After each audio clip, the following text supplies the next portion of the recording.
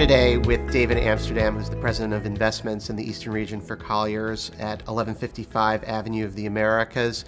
David, thank you so much for having us today. Max, thanks for being here. Speaking of the other markets, tell us a little bit about what you guys are doing in D.C.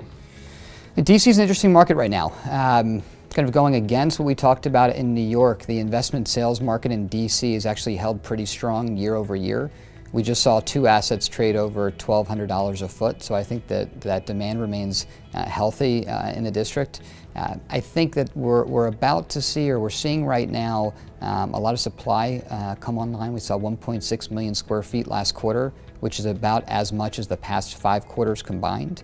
And really the driver for that is you're seeing so much focus and attention from tenants on Class A product that you're having developers and landlords pull down any obsolete buildings or buildings that are having trouble leasing and converting them to these Class A trophy assets.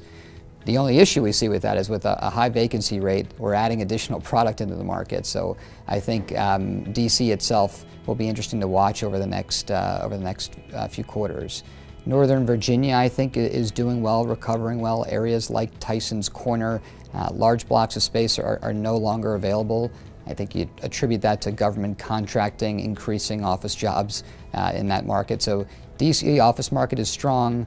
We recently picked up a strong investment sales professional, and we have another one joining us shortly to bolster that practice, and about to lock into an agency team, which we're really excited about.